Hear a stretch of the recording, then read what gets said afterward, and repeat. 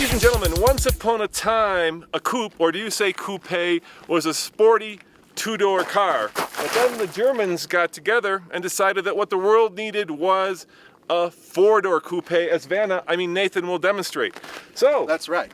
Instead of having just two doors, the modern coupe now has four doors and a low roofline. Coming up next on the Fast Lane car, the brand new Volkswagen CC R-Line.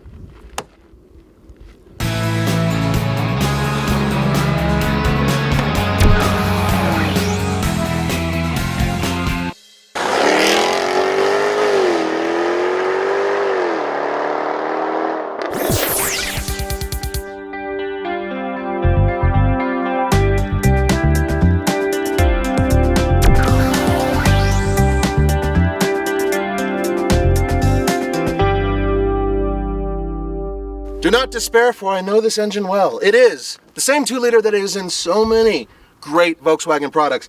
This particular one puts out 200 horsepower and 207 pound-feet of torque, and it is beautifully matched to a manual, yes, manual 6-speed. I can't contain myself.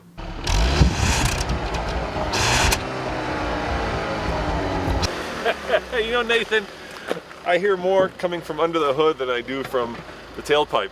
This is a European sophisticated car. You don't need all that noise, and besides, you should get some aftermarket exhaust. I think it sound a little bit better.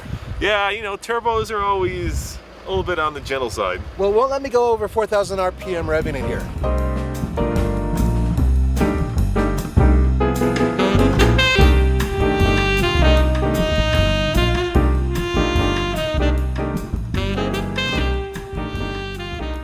So the R-Line gives you Nathan doing his best pirate impression, but the R-Line actually gets you a more aggressive front headlight. You get different R wheels and 18-inch tires, and perhaps best of all, you get R badging everywhere.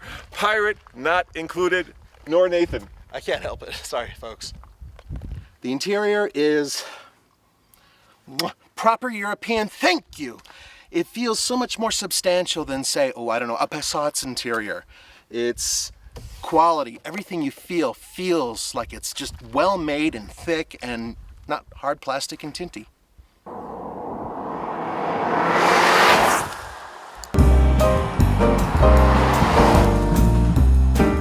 know, we're making fun of the R-Line, but it is surprisingly roomy back here.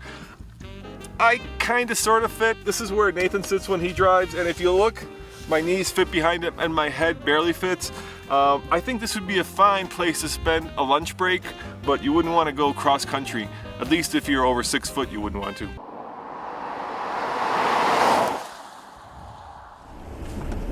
So I'm gonna take a wild guess here, Nathan.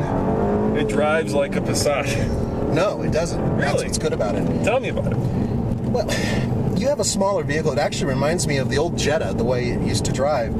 It's very flat, and all of the body motions are really well dampened, well controlled. When you go around a corner, even though the suspension isn't really a sports suspension, it feels like one. Yet, you're able to drive on a road like this, nice and fast, moving along. And do you feel a lot? No. You know, it's just a really, really good mix in this car. Yeah, I think it does have that sort of Autobahn tuned suspension, which gives you great road feeling and at the same time provides a supple and fun drive. I think it's starting to show middle age. I'm not saying it's in its retirement yet, but it's certainly starting to show its age a little bit, and it is front wheel drive, and I'd like to see a rear wheel drive car. Well, you're not going to get a rear wheel drive Volkswagen out of anything. You good? Ready? Yep. Go ahead. Ready? You rolling? Maybe start on the CC. Now, one of the things that you would normally give up in a coupe or coupe is utility, but this CC is surprisingly roomy, and that's probably because it's built on the old Passat platform. Wouldn't you agree, Nathan? I agree. And the other new Passat that's built here in America has a much bigger trunk, but there is just enough room for one big fat Nathan. Yeah, I know they specialize in front-wheel drive cars, and I know that the GTI, which basically has the exact same engine, is one of the best in its class. Yeah. But yeah, you know, it's comfortable, it's good, it's very German, and materials feel expensive, and the car looks expensive, and it's not.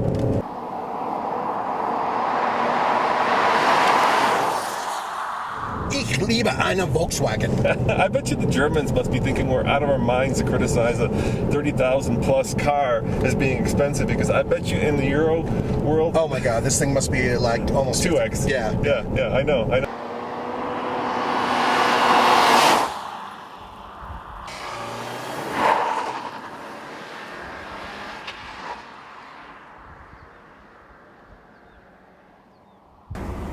Here we go, a little 0 to 60 action, folks. Remember, as I love to remind everybody, over a mile above sea level, nearly 6,000 feet actually, so it won't be as fast as it is at sea level. Deal with it. All right, first one, I'm just gonna turn the AC off. There's no real sports setting, so here we go. I'm just gonna boost it a little bit. Say around 3,000 RPM and change.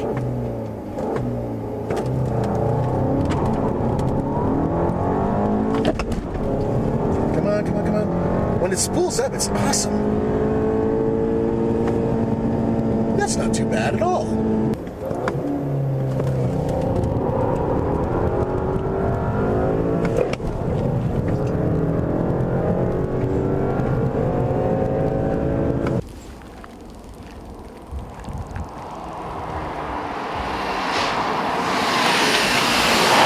You are driving it like a banshee out of you-know-where, Nathan. So, did you go under 10? Yes. Really? Under 9? Yes. Under 8? Yes.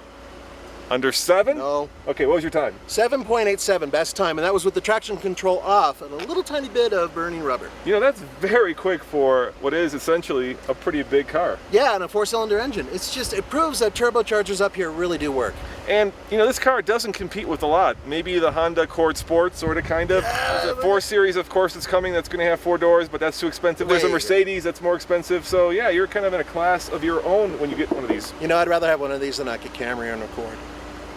On the TFL scale of buy it, lease it, rent it, or forget it, I'm going to have to give the R line CC a lease it, just because it's pretty expensive at just a touch over $33,000, and you can get the same car with a lot more room in a regular Passat. And I will give it a buy it because this car it's the most European thing I can think of that you can get with a manual transmission for this money. I would spend my own money and buy one of these if I were allowed to. Let me translate that. It makes old men feel young. Ooh, I would flip you off, but we can't right now. As always, this is Roman. And Nathan. Saying thanks for watching, and see you next time on the Fast Lane Car. Arr.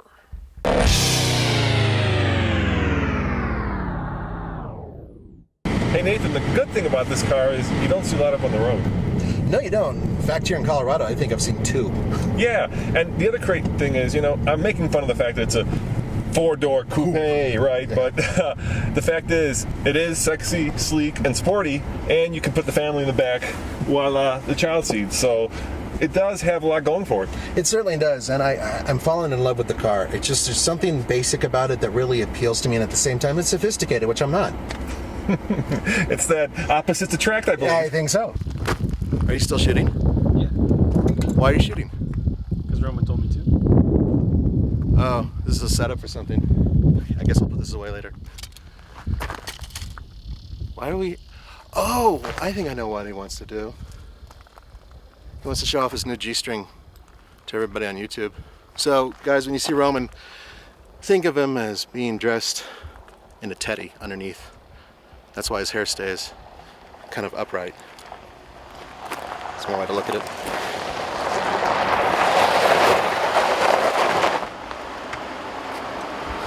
Yo, let's go, guys, come on. Why are you having him roll? Come on, let's go. Put this stuff away. We got to get up to the mountains. Remember, we're doing the ultimate Ike towing test, dude. The Ike Gauntlet. I forgot. Check this out, guys. On the fast lane truck, we're gonna take this F-150, the brand new Silverado, and the current Tundra, and take them up from Silverthorne to the Eisenhower Tunnel and see which one is the best. I completely forgot we were doing this, and we're doing it on the fast lane truck. That's right. So go over to tfltruck.com or check out the fast lane truck for the ultimate Ike Gauntlet.